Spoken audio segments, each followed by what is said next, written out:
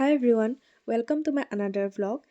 মই আজি ৰাতিপুৱাই গা পা ধুই ৰেডি হৈ যাবলৈ ওলাইছোঁ আকৌ আমাৰ বাহঁতৰ ঘৰলৈ।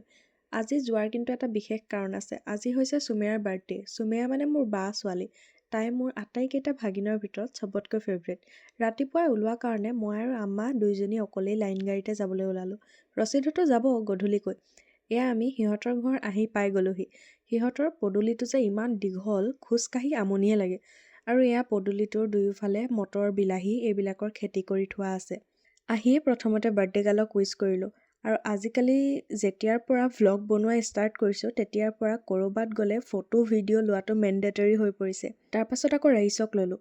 সৰু ল'ৰা ছোৱালীবোৰ যে ইমান সোনকালে ডাঙৰ হৈ যায়, যিমান বাৰে আহোঁ ইয়াক ইবাৰতকৈ সিবাৰ ডাঙৰ দেখোঁ।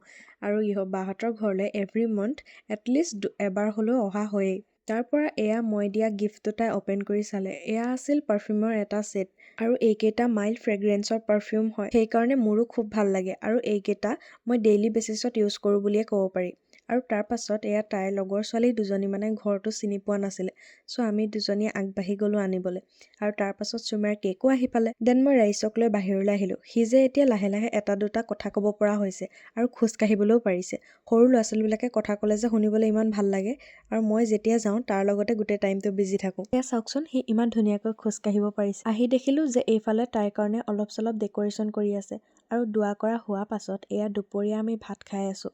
ওচৰত যিহেতু বেলেগ মানুহো আছিল, চ' কি খাইছোঁ সেয়া কেপচাৰ কৰিব লাজ লাগিল দেই। ঘৰৰ মানুহ থাকিলে একো নাই, কিন্তু বাহিৰা মানুহৰ আগত চবতে মোবাইলটো উলিয়াই ভিডিঅ' কৰি থাকিবলৈ ভাল নেদেখি দিয়কচোন। তাৰপাছত ৰচিদ আৰু জাফৰানো আহিল, সিহঁতকো বায়ে ভাত দিলে। তাৰপাছত আকৌ কেক কাটিবৰে টাইম হ'ল। আৰু তাইৰ বাৰ্থডে হিচাপে মানুহবিলাক দুপৰীয়াহে মাতিছিল দোৱা কৰিবৰ কাৰণে। কেক কাট কৰাৰ টাইমত আমি ঘৰৰ মানুহবিলাকহে আছিলোঁ অকল। তাই কেক কাট কৰি সকলোকে খোৱালে আৰু তাই আজি 16ত সোমালে। চ' আপোনালোক সকলোৱে তাইক দোৱা কৰিব দেই, যে তাই আগলৈ অহা দিনবোৰ ভাল হওক, তাইৰ লাইফত যি সম্ভাৱিছে সেয়া সফল হওক। আৰু তাইক সকলোৱে কমেণ্টত এবাৰ হেপী বাৰ্থডে বুলি জনাই দিব। At last wishing you a very happy birthday, may you always be happy. তাৰপাছত দেখিছেনে, সিহঁতে কেক লগাওঁতে লগাওঁতে পৰি গৈছেগৈ।